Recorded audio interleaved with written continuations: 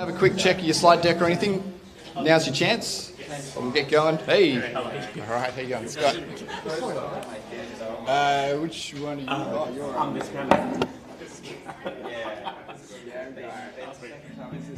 So I got a PDF and a PDF.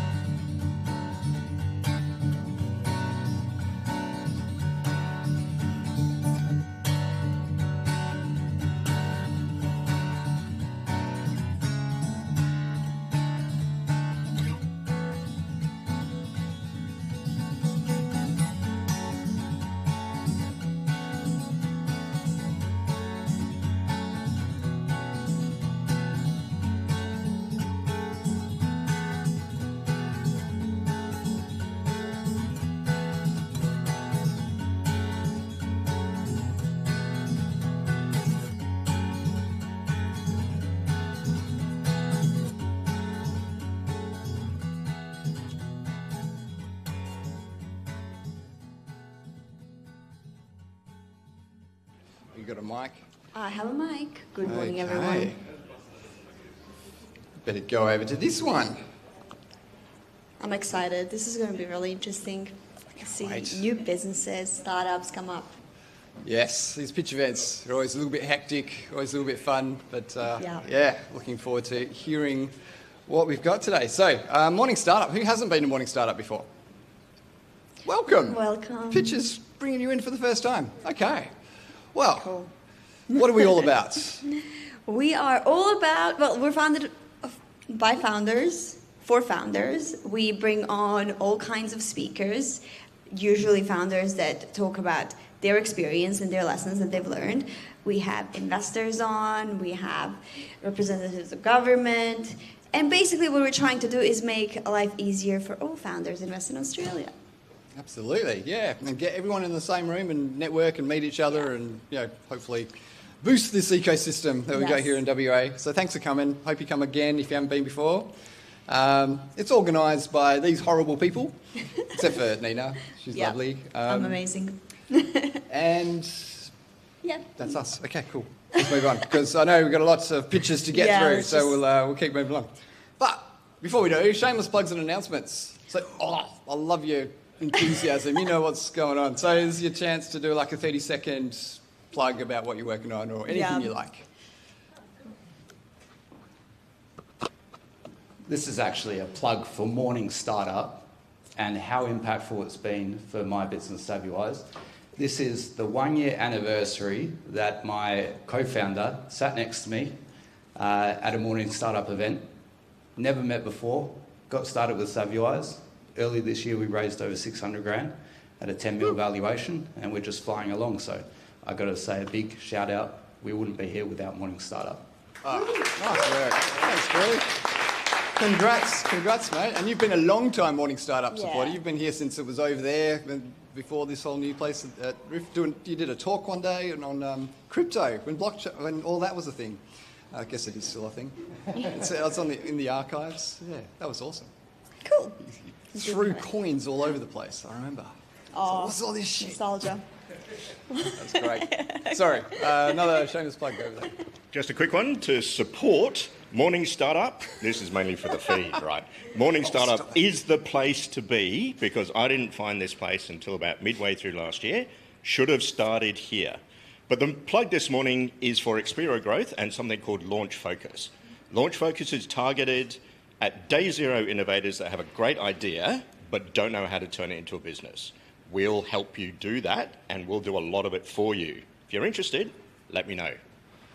ExperoGrowth.com.au. Thank you very much. ExperoGrowth.com.au Cool. and morningstartup.com.au.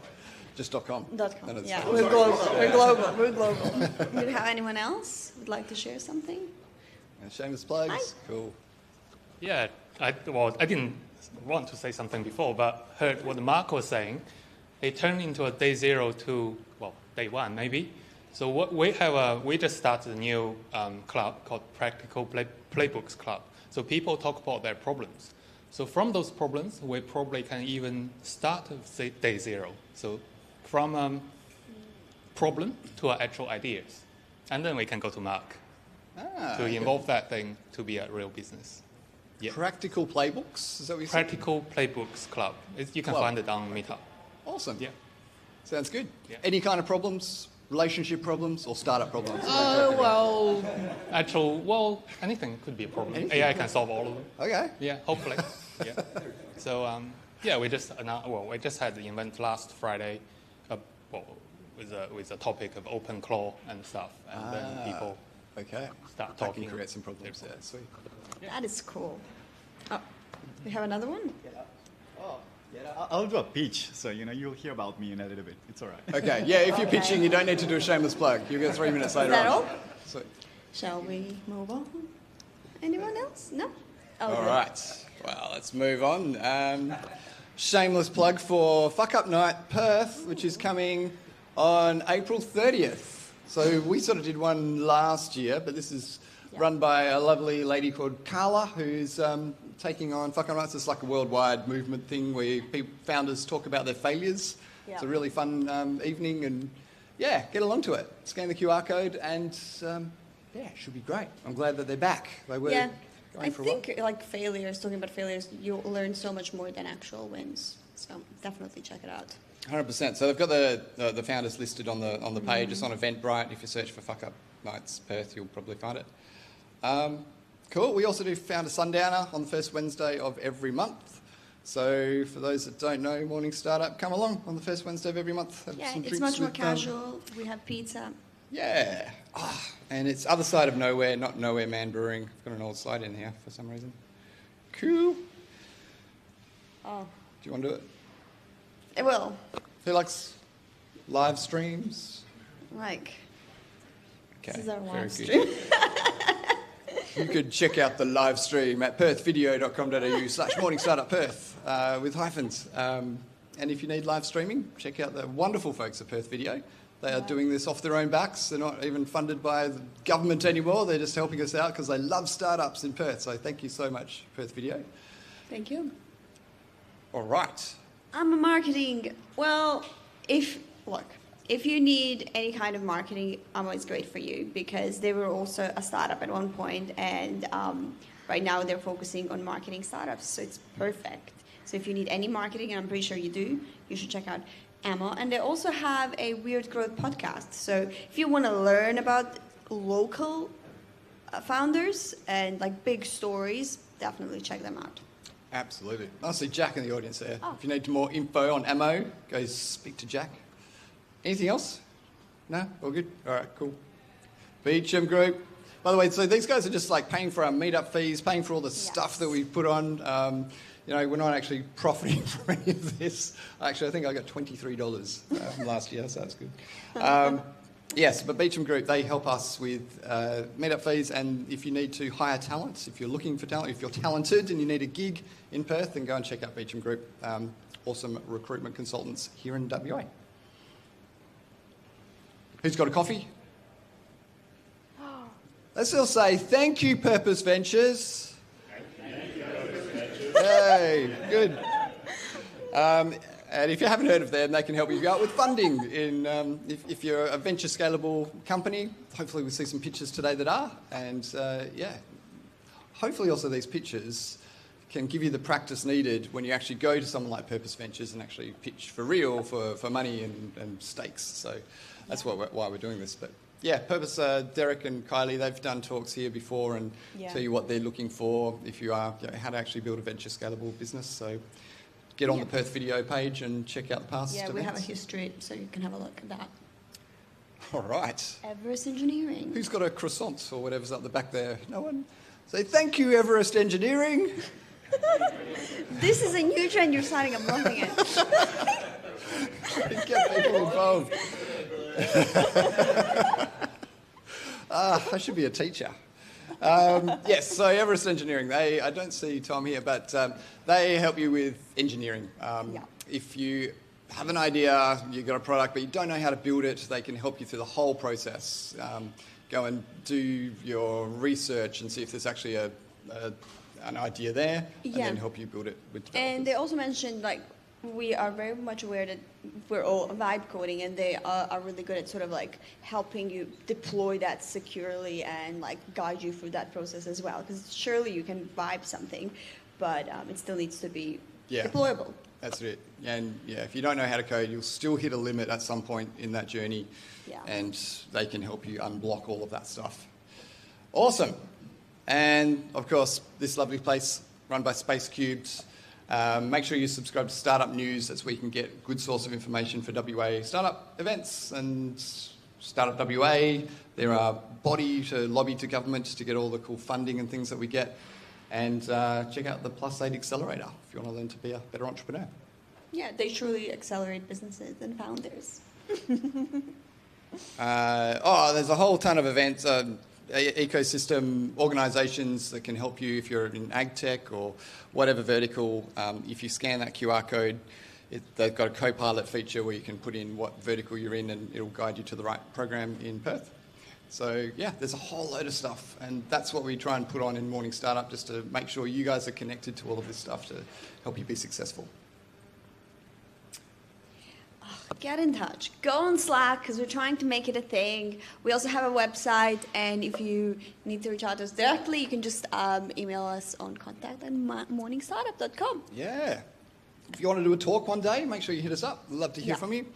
I forgot to put in the voting thing for the startups today with the little emojis that I usually do in Slack. But if you're not on there, I'll try and get that going. Scan the QR code, at least make sure you're joined in the Slack group, and then you'll be able to vote for your favourite pitch today. That would be really cool. So I'll leave that up if you're not on the Slack group already. This is probably we get a big influx of people into the Slack group every pitch event. It's exciting. Hopefully we can continue conversations on there in between morning startup events. Yeah. All right. Everyone got it? Sweet. Are we excited? See one more phone at the back. Is it working? It's happening. I can give you the link later. Okay. This is coming up in 2 weeks' time. Yes. I met Kate a long time ago. She's actually into games and is developing indie games, and she actually has a co-founder that lives overseas. So she's going to come and talk about developing a game and starting a whole startup around it, and then also why actually they turned down an investment. So I think it's going to be really, really useful for anyone who's looking for investments, but maybe they're unsure if they should go down that path. Yeah, I'm looking forward to that. I saw her talk at DDD Perth. She's awesome. And yes, I love hearing just founder perspectives. So come along, 2 weeks' time. See you. And that's formalities out of the way. Formalities. Okay, got new people are laughing. Sweet. All right, that's enough from us. Yeah. Okay, so pitch event. How does this work? You get 3 minutes. 3 minutes. We're going to time it, and we're going to clap you out. So whether you finished your pitch or not, you're stopping at 3 minutes. So hopefully you've practiced it, got it down, and then we're going to open up to Q&A. So if you're in the audience and listening, feedback is welcome, so we'll do a roaming mic. We'll have time for probably just a couple of questions for each startup pitch. So any feedback that you've got, any questions that you've got, keep them coming. Yeah, exciting. All right, let's get into it. So the first one we've got is a bookmark. Brock Atkinson, welcome to the stage. First is always fun. There's your clicker. Yeah. Who wants to be... Can I get a volunteer for a timer? Who wants to... You're not timing your own pitch. I'm just saying. We've got that. Oh, I like that. You're on the 3 minutes? Sweet. Have you got like an alarm that you can set so it goes and we can hear it? I'm putting you under pressure now. You can be the alarm. That's all right, I can also... Clock, stopwatch. All right. In the meantime, there's your clicker, there's your mic. Hi.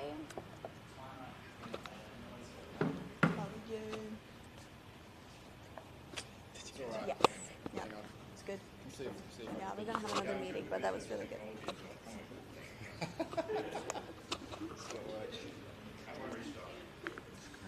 You have 2 minutes and 58 seconds.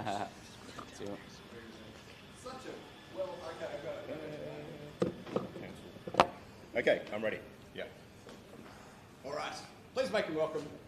Thank you. Bookmark.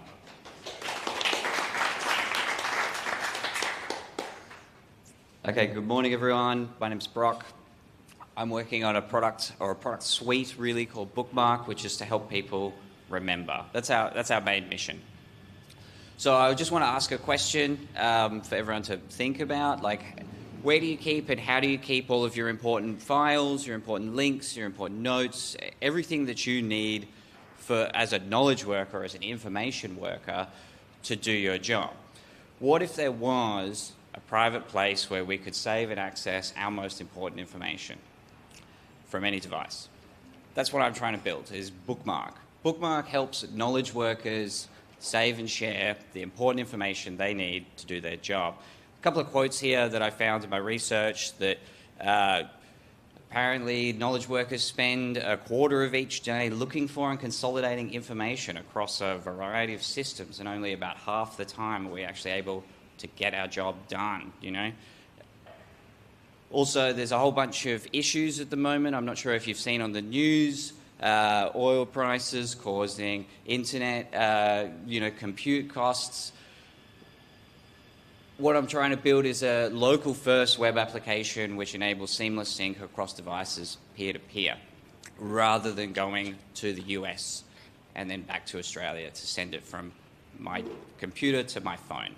It shouldn't need to go across the world. So the concept itself is actually a relatively simple link saving tool that you might have used similar versions of it. And then there's a floating workspace that exists over the top of it that runs web applets within a web applet.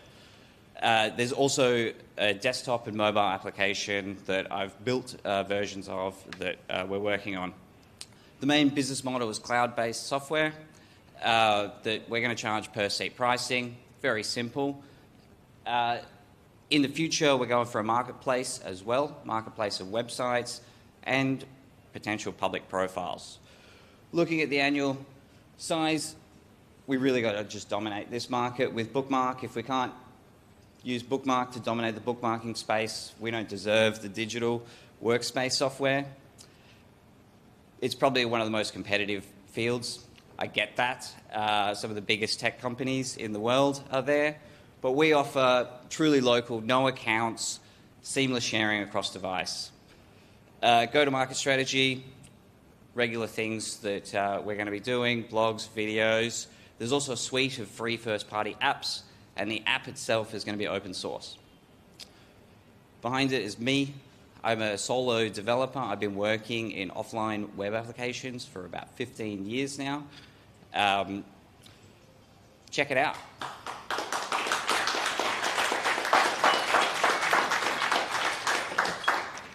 Awesome. Anyone got any questions for Brock? Okay, 2 down here. What's your call to action? Check it out. just check it out. Yeah, go and use it. Tell me if you don't like it. Yeah. Could you explain the business model again? So the app is a local private link saving app. The business model is a cloud version of that. So it's for teams that can share their links and their documents and then know who is doing it. They'll pay usually companies. If I go back, I've got a list here. Sorry, I did run through this quite quickly. I noticed my time was coming down. Can be used by parents, teachers, managers, and companies as well. But it's for team-based. So you haven't got a price yet that you want to charge teams? Working on pricing. Okay. Yeah. Any other questions? Over here. Where are you at, by the way? Is it ready to use and you don't have the corporate stuff in yet, or? Don't have a enterprise cloud yet, but the private version is working, yeah. That was a great presentation, but my question is more so around your competitors. What would be the difference between, say, Bookmark and, say, Google Drive, or Bookmark and OneDrive? Something related to that. What's the main USP? Yeah, fair enough. Right, so we're not really going after like the Evernotes or the Obsidians or even the Google Drives, which are really, really big digital workspace focused. We're more kind of taking a step back and being a link to all of your existing stuff. So we do have notes, but our notes are like sticky notes. They're not Obsidian or Evernote style notes. We do have documents, but they're more like quotes or quick snippets of code snippets and so on. So we're not like directly competing against them because they're behemoths and I'm not going to win. It's just me. I'm not going to win against trillion-dollar companies, you know? So we're trying to take a step back and be more of a platform for that. So is it a privacy-focused angle that you're going there, or? Private and local. Local. Yeah, we're saying small and nimble. Cloud server involved kind of things, saving your data, or? Well, or no, it must. Well, no, that's what you pay for, Yeah. but you can back all your stuff up across your devices. Essentially, if anyone's a developer, it's like Git, but for your links, for your data, you know? All right. Oh, one more question, and then I think we'll wrap it up. I'd like to try this. Just for some context, I actually Slack myself links. Yeah. Because every month I have to bring together like newsletters and links and stuff like that. So in terms of like actual workflow, this would really improve my life. So I want to try it. Yeah, I can't believe it's still a problem sending stuff. Yeah, I have to Slack myself from my work computer, but then I log in and then I save that link as a file, log back into my account, and then go to that site on the, and it's still a problem. It's still not easy. So that's what I'm Stop slacking yourself. I love it. Yeah. There's your tagline. Thank you very much, Brock from Bookmark. Okay, who is next in the alphabet? We got FoodTaste AI. Is that one? Yes. All right. David Chen, please make him welcome to the Morning Startup stage. Clicker, back and forward. Just see. Okay, 3 minutes on the clock. You started when you gave them the mic. Oh, sorry. Beautiful.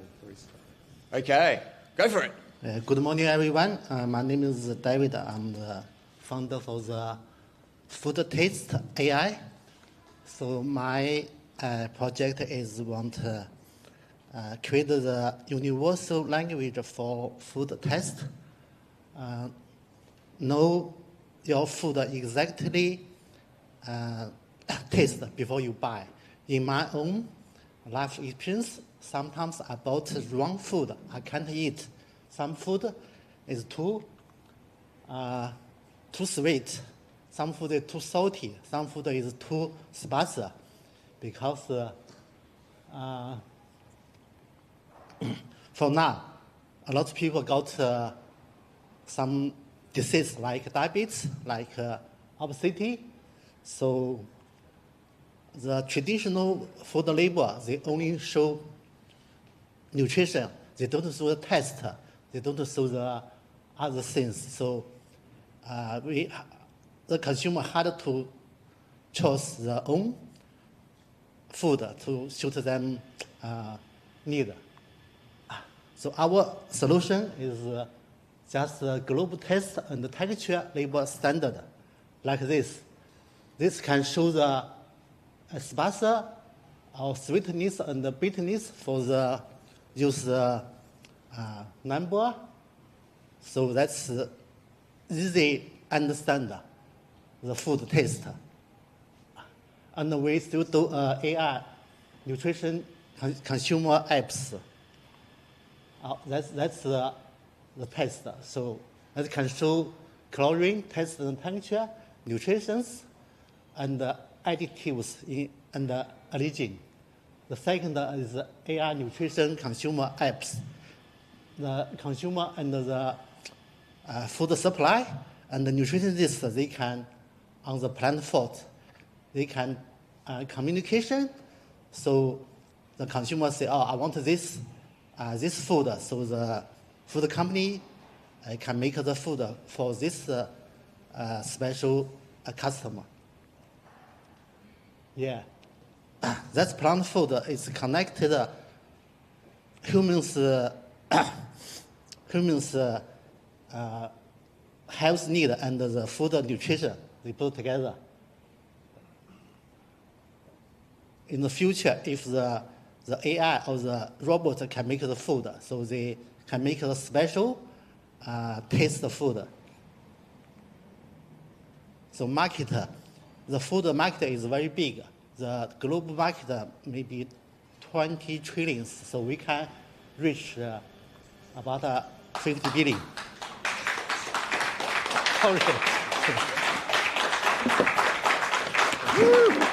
Brutal, nice work. Okay, any questions? All right. Big market, everyone eats food. Yeah, great pitch, by the way, but where does the data come from? Where are you finding the data to learn your AI? Where's the AI going to be drawing a lot of its information from to make the decisions that they're going to be based on?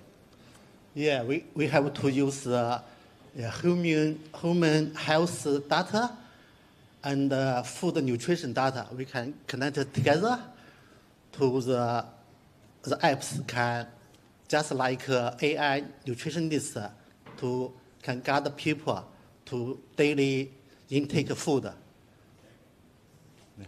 Who are your customers? Who's paying for it? Yeah, that's a good question. Oh, was that your question? No.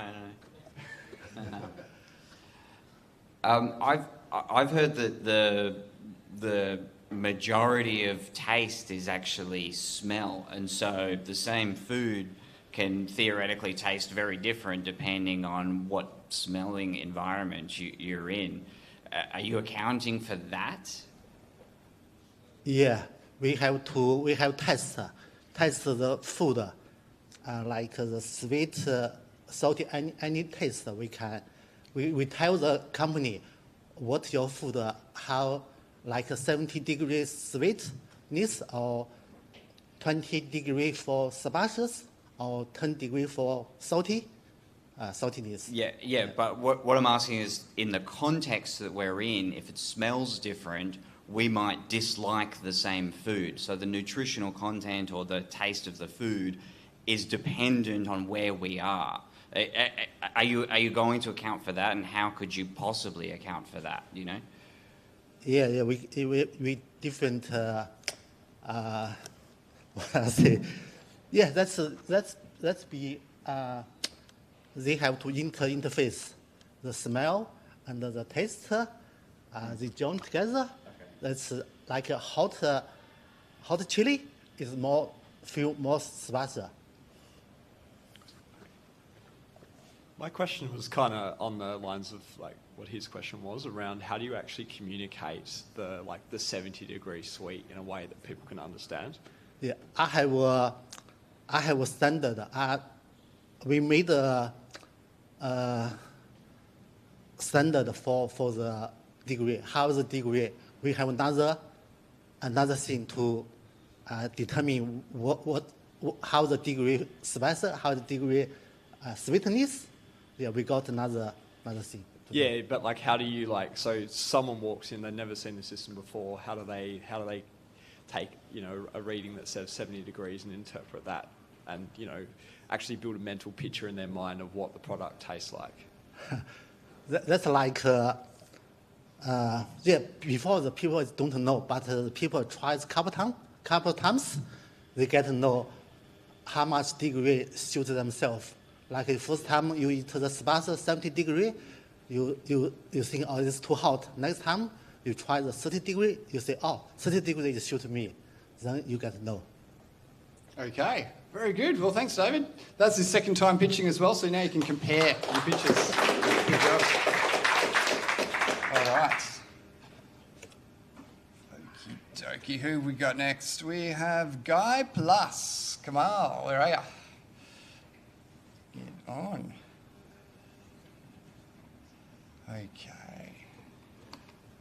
Ready for the timer? There's your microphone, there's your clicker. And we're go. Guy plus the human service pathway to the power of AI. Good morning, everyone. My name is Kamal. I'm a founder of Guy plus. Guy plus is a bridging between human and machine. Basically, as you can see, there is a handshake between human and robot. So the concept is you hire a human being, not just AI. Everybody is talking about AI, and I'm going opposite to that directions. And I'm a guy, so that's why concept is Guy plus. So basically here, if you go into the Bunnings, you hire equipment, or if you want to take freeze upstairs, you hire a lifting robot. So we supply lifting robot, we supply crane, forklift, all these machines, fancy machines, and we basically help you to lower your risks and insure and time, everything. And the cost will be similar. That's a concept, and it's a proven concept because of the testimonials. We have unpaid ads going on, and keep getting referrals. And yeah, so we basically, at the moment, we expertise in ute and lifting services, 3D printing and 3D scanning. These are the and security installations. More like it's a mechatronics background, which I am from. So it's basically we focus on mechanical output. So here in the market, there is a problem with the skill. Lots of companies, they come and then go, rental companies especially, out of like Kennards or Cactus or Bunnings. Beside these companies, there are other companies, they go and fail every month. So to fill that gap in the market, we come with the skill, we come with the right insurance, we come with the accountability, and we support our customers. So it's a machines, and basically we play with the machines, and I love machines. That's why the concept comes here. And yeah, these are the services we offer. Drone lifting is one of the services we are trying to get into it. Whereas in China, drone lifting and robotic lifting is already been established. And always we focus on human. And 3D printing 3D printing is something that is expanding very widely, and to fill the gap in the market, to lower the cost, to support the human, we are providing 3D and 3D scanning as well. And obviously it is cheaper than overall equipment hiring. These are some of the works we have done: scanning, 3D printing, lifting, drone services like that. Yeah. Thank you very much. All right, looks like a lot of stuff that was coming. Who's got questions? Mark. Congratulations, Kamal. That was a great pitch. Have you pitched before? No. Well done. Big step. I have a question. Are you targeting commercial or residential customers with the service? For this pitch, my main investment target is located like B2B. as I wrote there, B2B partnerships I'm trying to invest in, and real estate construction. These are another source. Most of my customers are consumer level. Yeah. Thank you. That was a great pitch. And my question is just here. So take us 5 years or 10 years into the future, given this is an absolute success. What does that look like? Guy Plus will be just like a Bunnings or any store. You'll go into the store, you are hiring a robot, or you are hiring a drone, lifting drones. You get a guy as well, because we focus on human being, not just AI. It won't be just AI. It will be a guy. It will be a human taste on it. So you are not just hiring a robot. Like, there will be a human which comes with it. So that's what it looks like. You'll go into a store, Guy Plus store, and you'll look, oh, this machine can do my task, you'll say, and then we'll consult with you, and we'll come with the human as well. That's what it looks like. Or if you are hiring a rocket, for example, in 10 years' time, or 20, 50 years, Guy Plus rocket. So you won't just hire a rocket, you'll get a Guy Plus rocket as well. That's what I can think of. Thank you. Thanks, Kamal. Just a question here. Regarding your costs for equipment, do you have any of the equipment already? And because, for example, the cost of a drone would be super expensive. And how do you scale this? I guess you need a lot of money. Yes, that's what my investment target is. So we want more tools. At the moment, we have limited tools. Fancy drones, fancy robots, lifting robots, fancy forklift. And our limiting capacity is only 250 kg in stairs and balcony. So that's the challenge. Yeah, we are slowly investing each year. We are trying to invent machines that can work with the more degree of freedoms. For example, if you are trying to lift the fridge upstairs and it's very narrow, you need more angles. So for that, those machines, it needs research and development as well, which we need to put on. So these machines which we have are more customized. We play with the machines, we customize and we design and bring from China. Hi, Kamal. Yes. Great pitch. I'm wondering if you've explored opportunities to support the disability community. I think that there's a great opportunity there for you, and if that's on the horizon. Yes, we do have customers from Disability and Department of Communities, those business customers. We do have, but we're trying to expand. The fact is there is a lot of chaos in the market. There is no fixed directions. Today you hire one contractors, tomorrow you hire another contractors. That's what's happening in the market. Every time they hire different guy because there is no fixed contractors. And one part they do lifting. Hey, I'm not doing lifting. Hey, I'm doing only installations. This is what's happening. And to fill the gap, we are trying to find the way to reduce the cost and to reduce the number of contractors. Thank you. Fantastic. All right, well, thanks, Kamal. One question. Thank you, welcome. Sorry, I've got to move on. Got one question, please. There's plenty of time in the networking, so I know we're running late, so I need to get through a few more. Thank you. But thank you so much. Now I know where to go if I need a guy and a rocket. Sweet. Okay, who is next? Is this spam? Hopefully not. Hopefully it's just a PowerPoint presentation. There we go. All right. Puskar? Yes, it is. Please make him welcome.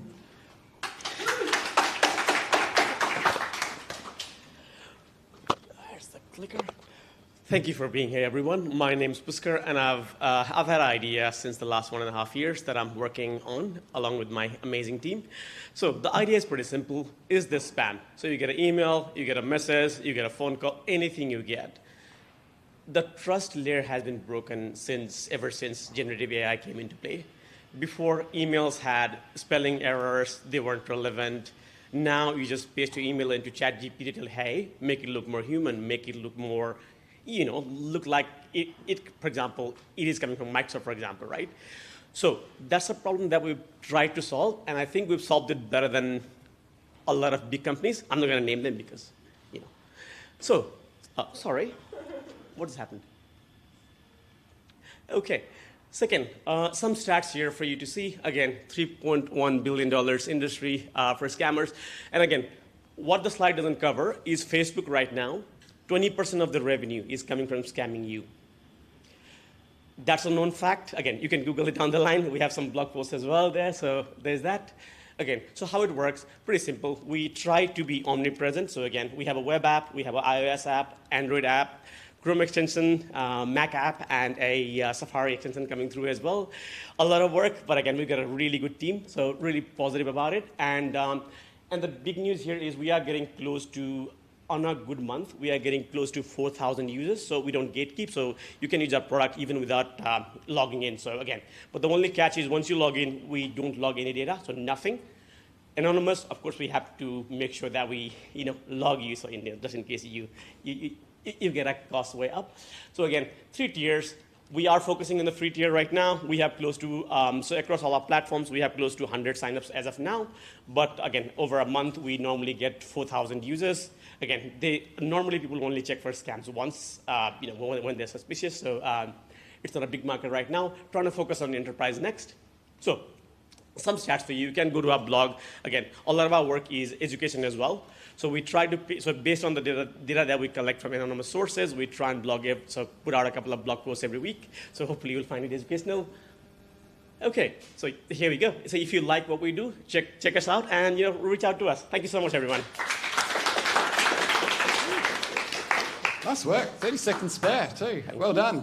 Good job. Any questions? All right. You just said we in the team. Could you just tell us about who else is? Of course, yeah. There's our cameraman there as well. And again, we are funded through Ultron Developments, which again, I don't want to plug because, so we do web development as well. So that's what funds our main work. So this is like our passion project for the 5 of us. So three of our team members couldn't make it today, but yeah. Hey, great pitch. Have you done any work with the Cyber West Hub? Not yet, no. Okay, do you know who they are? No. Okay, so they're a WA government-funded innovation hub that is focused on increasing the cybersecurity education of the entire state. So I think that would be a good partnership. Awesome, thank you. Yeah, we do. Sorry. Sorry. Any other questions over here? Cool. Yeah, excellent presentation. Well done.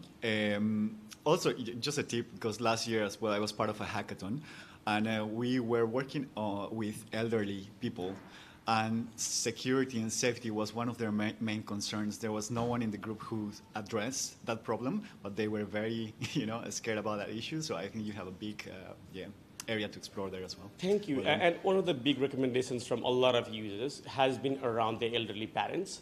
Again, with scams, the problem is people don't want to admit they're being scammed, right? So, of course, and a lot of checks that we see as well, again, we can geek out later, but a lot of checks that we see are, does this, people are checking for emily12345@gmail.com, right? Obviously a romance scam, right? Or crypto scams, things like that. But again, especially with elderly, I think it is a massive problem because, again, of course, they don't want to admit they're being scammed, but thank you for that. Excellent. Okay, one more question.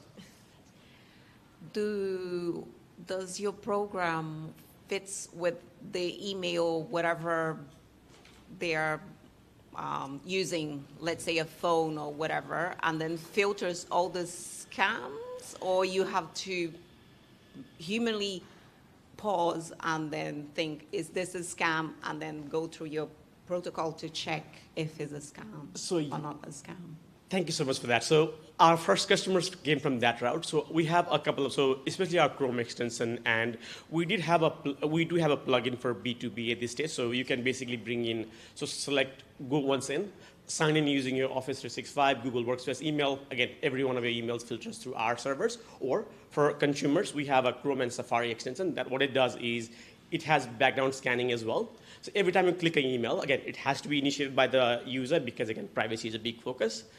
Yes, we do offer that as well. All right. Well, thanks so much, Puskar. Well done. If there are more questions, there'll be plenty of time, or hopefully plenty of time, during the networking. Go and give all of these guys some good feedback. All right. We've got Natalie from MYNR. Grab the PowerPoint, and hopefully, is that on the first page? All right, there's your clicker. Please make Natalie welcome. You're going to have to hold a mic and stuff. All right, got the time? Come on, let's go. All right, go for it. Good morning. My name is Natalie Anna. I am the founder of MYNR Australia. If I could begin with asking a favour, could you raise your hand if you have ever worked in the mining industry or if you have a loved one or a mate who has? Great, a lot of people. Thank you very much.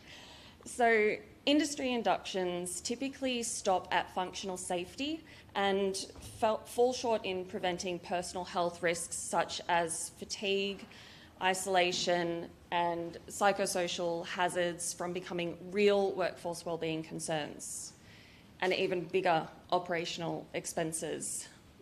While employers aren't obligated, extensive research has proven that by investing in workplace wellbeing initiatives, businesses can actually see up to 6 times ROI from reduced incident rates, absenteeism and turnover costs, and improved productivity, stronger retention and positive culture. Just trying to read my notes because I'm using some, so reliable support should be part of strategic workforce management, not left to chance. Built on a 6-pillar framework, the MineWise program brings together evidence-based tools, practical strategies, and interactive learning to uplift workforce capability to self-manage physical health and psychological safety across site, camp, and home. We're redefining industry standards when it comes to looking after our people, addressing a critical gap in the support that remote-based workforces rely on, from early careers and new to industry to those who are veterans of the FIFO lifestyle. Mining companies typically rely on reactive systems such as on-site medics, EAPs, and post-incident processes. MineWise creates an opportunity for leading employers to step forward and take control of their workforce wellbeing. Program impact is immediate, success is measurable, and indicators are carefully tracked so that your investment reflects real dollar value. A preventative approach is a smarter approach for your business, for our people, and for the future of the Australian mining industry. Thank you very much to Morning Startup. Happy to answer any questions. Well done. Any questions? Jack.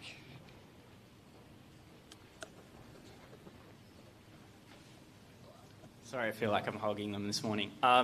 How do you make this fun?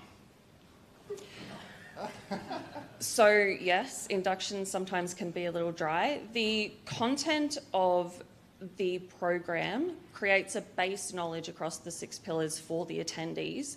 It then links the importance of each of those areas. If I can, well, I can probably skip to here. So it provides the base knowledge. It then links why those areas of skills are important to the individual. So what are your values? Why does it mean, or why is it important for you to come to work healthy, switched on, focused? And the interactive activities are designed to build individual capability and your own plans. So studies show that if you come up with an action plan, you're more than likely to stick to it and it's more successful. So involving people in their wellbeing to keep it interesting. And I'll probably be a lot more engaging when I'm delivering as well. No, you're okay. Yeah, thank you. Great. Thank you. I know from personal experience trying to get teams to follow a new process. Yeah. Trying to get teams to follow a new process is really hard. It so sure is. I see adoption as a barrier. Yes. Yeah. 6 times ROI sounds fantastic. But as a business person, you're thinking, my question relates to like cash flow here. How much am I investing? Sure. And then what's that payback period? Sure.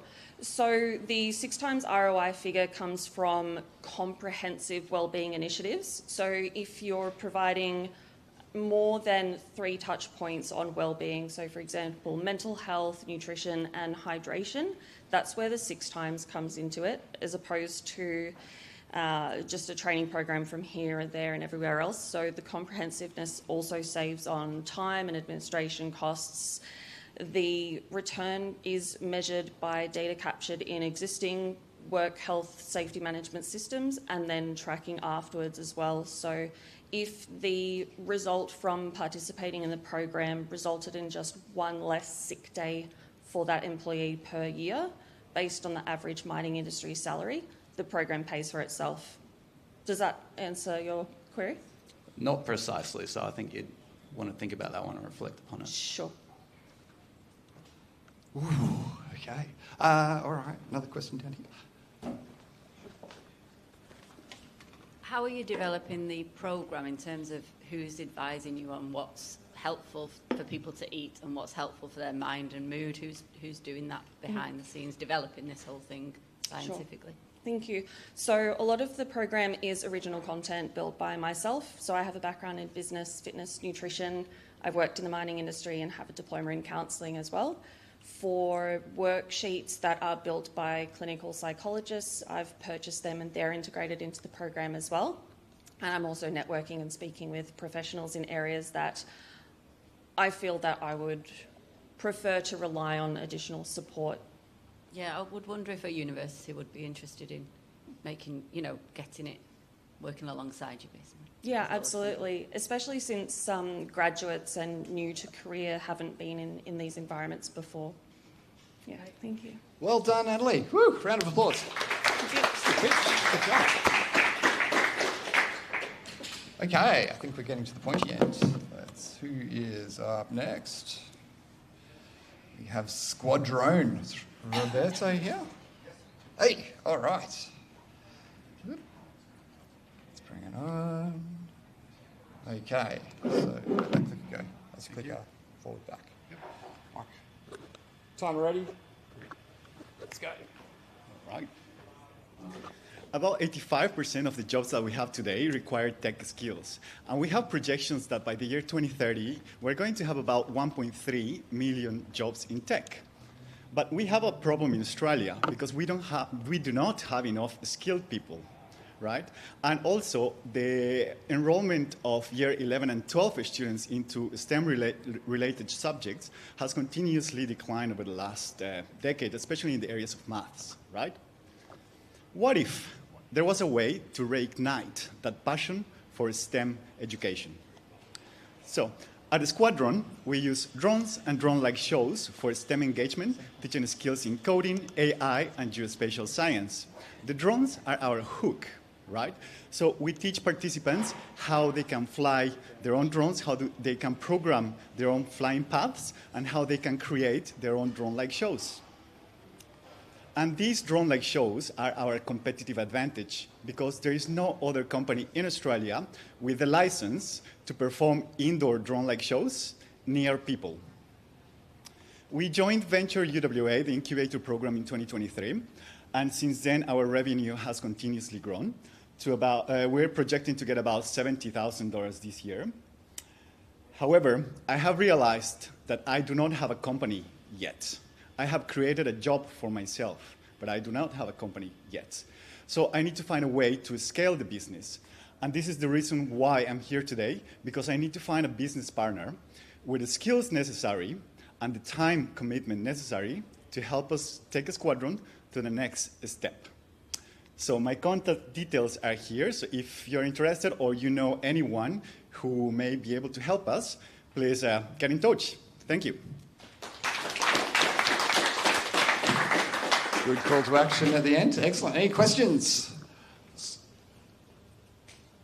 Awesome. One on the back. Just, we didn't know your name at the beginning of the pitch. Yeah, my name is Roberto. We can come and say Thank hi. you. Yep. Excellent. Any other questions? Mark. So just a quick question. Is this primarily targeted at Australian STEM engagement, if you like, or is it planned to be a global? Initially, we started with Western Australia. Then we have had some jobs outside of Western Australia as well. So we've been all the way to Sydney, Melbourne, Adelaide as well. We recently had some interest from a company who brings students from Asia, and we will be working with them. So they are bringing students from Malaysia and Philippines, and we will be doing those, I guess, kind of STEM tours. I am a PhD candidate at UWA, so I have a lot of connections with the University of Western Australia and also with Murdoch University. So and I guess that's another area of strength that we have, because we try to position ourselves as, high quality education company. Very good. Yeah, that was my question. What's your unfair advantage? Because there's lots of programs and STEM programs and you're competing with those essentially. So why should people choose you over everyone else, and what's your connection into that industry? Exactly, and that's it, right? So we're trying to position at that higher level, high quality education side, and that's the reason why we're linked to UWA. So that's where we also do school holiday programs at UWA and Murdoch University as well. In November I will be going to a meeting in Melbourne as well, because they have there's a university there that is also interested. Just in that, I didn't quite see, you were going a bit fast, but how drones goes to coding and AI education, how that path actually happens. Yeah, so the drones are the hook, right? Because behind everything we have in our lives, there is coding, right? You have Google Maps, you have everything. Everything's coding. So with the drones, we can teach those basic concepts, right? Something super simple, how the drone takes off, move forward, and land. And then for that, you need to teach people the sequence of, okay, what is the first step? You write the script to take off, then to move forward, you set the distance, and then you land. So you start with a very basic concept. And then with time, you can move to more complex concepts, like drone swarming for drone-like shows, okay? And in drone swarming, yes, you do need to start thinking about more than one drone at the same time, so how you're going to avoid those drones clashing. But at the same time, it goes beyond having just the fun, okay? Because with drone swarming, we can make those links to agriculture, for example. In agriculture, we have a lot of weed management, for example, and we have a lot of drones that are doing spot spraying for reducing the amounts of chemicals being used. And we have a lot of new technology that allows us to connect more than one drone at the same time, and we can start teaching those concepts with the drone shows. Yeah. Fantastic. All right. Well done, Roberto. Good job. Okay. I think that brings us to our lucky last, which is in Canva. Let me get over there. Cool. It's probably not the first slide. And make you 10 times bigger. Okay, we have Tedology. This looks awesome. We've got props and everything. Please make her welcome. This way. Super. Hello, I'm Louise from Tedology. I'm Dr. Louise Mansell, actually, a clinical psychologist by background, and the founder of Tedology. I've been working as a clinical psychologist for over 15 years with children and families in the UK in trauma-informed care and early intervention, and then here in Perth. And it doesn't matter what continent I seem to be on, the problem seems to be the same, and that we are responding too late. So 1 in 3 young people experiencing mental health difficulties. I was at a clinic yesterday, I saw 7 children in 8 hours. I could do that tomorrow, I could do it the day after, and the day after that our books are closed. And it's not cheap either. As someone coming from an NHS service, it's quite a shock to know how much families and schools are having to pay for this level of support. And it isn't scalable to just put more psychologists and more therapists into services and into schools. There's, at the moment, one psychologist per 1,800 children in schools. It's not a scalable model.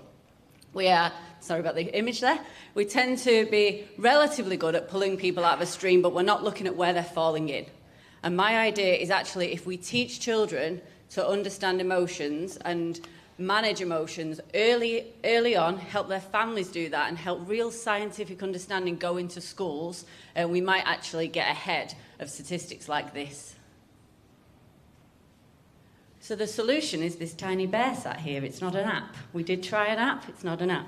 The solution is the Tedology bear and resources. It is a multi-sensory teddy bear that talks children through activities that help them understand emotions, calm their bodies, and build resilience.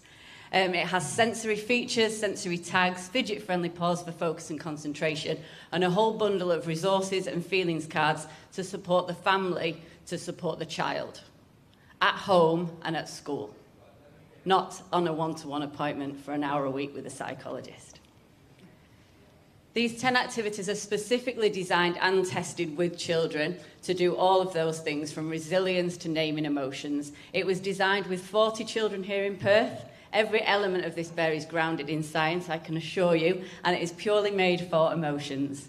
Fortunately, since launching in November, having the idea the year before, we are in 16 early childcare centres, 14 schools across Australia, 8 clinics including Perth Children's Hospital, and we've got 2 large charity partners with Children in Care, and 75 homes Australia-wide. But it is early stages. I'm looking to spread the word about Tedology, get it to more people. We've just been voted finalist for Mum's Choice Education Award, so if you could follow the journey, that would be amazing. Thank you.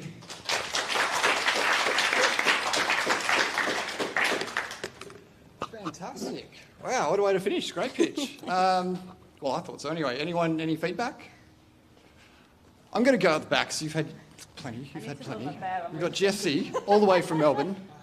I'm better if I hold. Hi, really good presentation. Really liked it. I have a question. The angle that you come from your solution is to address the child who would suffer the mental challenges, correct? To get it earlier than that, so that from age 3, they're learning, actually, this is what you do when you've got a worry. This is what you do when your body feels stressed about going to school or kindy, or you just learn everything really early on. So that's kind of what those activities are for. The question I have is from the angle of the child to be addressing their arrangements. With the parents at that age having such a massive influence on the child, is there anything within the business model to be addressing supportive, helpful information? Because I agree with you, 1 hour a week is really bad. The parents, I would assume as a parent myself, would have a higher leverage of supporting your angle. Is there anything from the business model supporting what the parents can also contribute to with skill sets they may not currently have to address your solution? Yeah, absolutely. So you're spot on, really. Before age 12, most of the effective evidence is to work with the parents, not the child, but that's not what Medicare does. It pays us to see the child. So it's not in line with the evidence base. The evidence base is to see parents. So there's a 20-page booklet that talks parents through how to do this with their child, and every term there's a webinar with myself for parents for that exact reason, yeah. You had a question? No? Any other questions? Drew? Making me run. Are you seeking investors? Good question. At the moment, I'm working out what channel is the most effective way to scale, because there's quite a lot of interest. I've been, in all honesty, I've been a bit split between, do I go down the charity investment route, do I go down the school route, do I go down the parent route? So I'm exploring channels at the moment with Bloom support, of which channel is going to be the most effective. But it's certainly something I need to think more about, because it is just me doing this. Good presentation as well. So I looked at your website yesterday because I thought this is interesting, also interesting for my kids as well. Yeah. But, you know, as feedback, the first thing that I looked was like, oh, this is great. And then I looked at the price and I thought, oh, no, this is expensive for me. And then it came to my head, potentially, as a strategy, I remembered koala mattresses where they go, you know, if you don't like it, you know, you can return it. Okay. And then, you know, I thought, okay, if it is expensive, however, if my kid likes it and actually works, you know, I'm happy to pay whatever. But if it's not going to be useful, then I can just return it, I guess. I don't know. Yeah. But it's just an idea that came to my head, if you're going to target parents like myself. Yeah, no, when we test, so it went for many a sleepover, the prototypes, to get that sense of how much parents would be willing to pay, comparing that to how much a session with me costs. But also it's available for free to families on NDIS.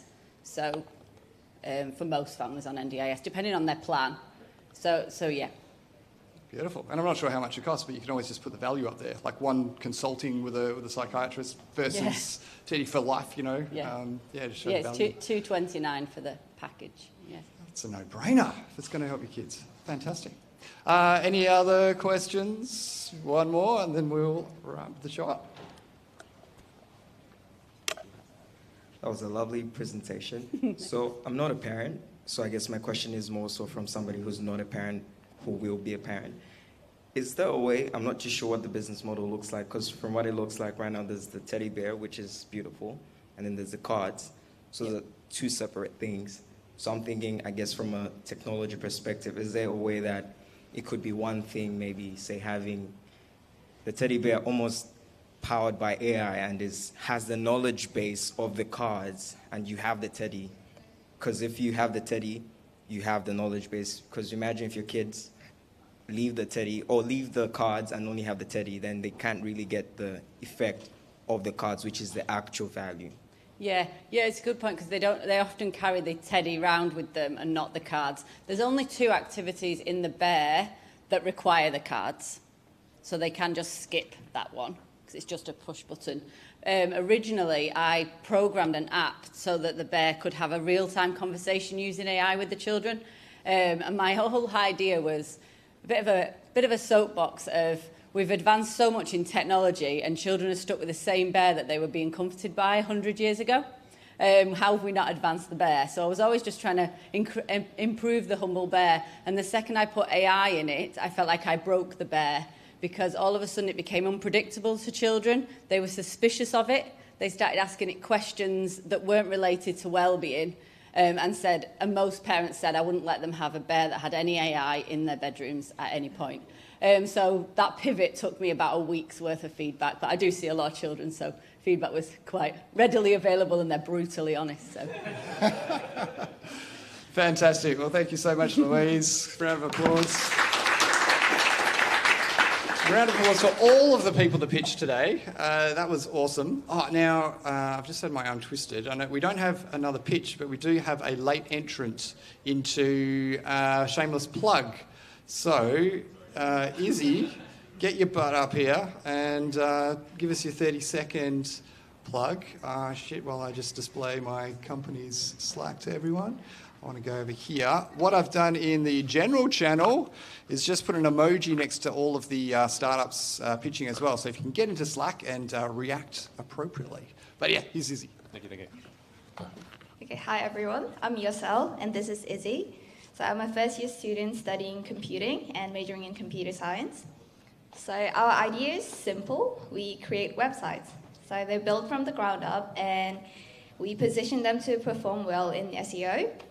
So we've already got our first client, and so they want a website that's going to rank well in Google and keep their data secure.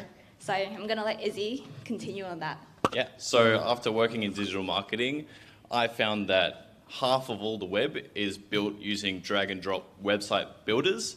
And in recent news, we found out that these website builders are really prone to cyber attacks. So if you're a service-based business, like a lot of the founders in the room, it could be really, crucial if these hackers are installing malware onto your clients' browsers and interfaces. So what we do differently is we program these websites in a language which is really data secure and great for SEO. So for our call to action, all the founders in the room, if you'd like a new website or if you know someone that needs one built, reach out to us. What language? Svelte. What language do you use? Svelte. Yeah. All right. Thanks, Izzy. Brilliant. Get on to the reaction. Who have we got? All right, Tedology. We got 2 brains. I don't know why AI picked a brain for your emoji, but there you go. Keep them coming. Okay, we've got another one in there. Sweet. But yes, get on Slack. What we're going to do now is we're going to turn this place back into a co-working space, so don't get scared of the flying furniture. Help yourself to food up the back. Thanks again to Everest Engineering. Grab a coffee. Thanks to Purpose Ventures. Get to know each other. And we'll see you at Founder Sundowner next Wednesday, I think, and Morning Startup in 2 weeks' time with Kate Hall. Is there anything else? Oh, Lousie down this hall here. Cool. All right, thanks everyone, and thanks for all the pictures. Cheers.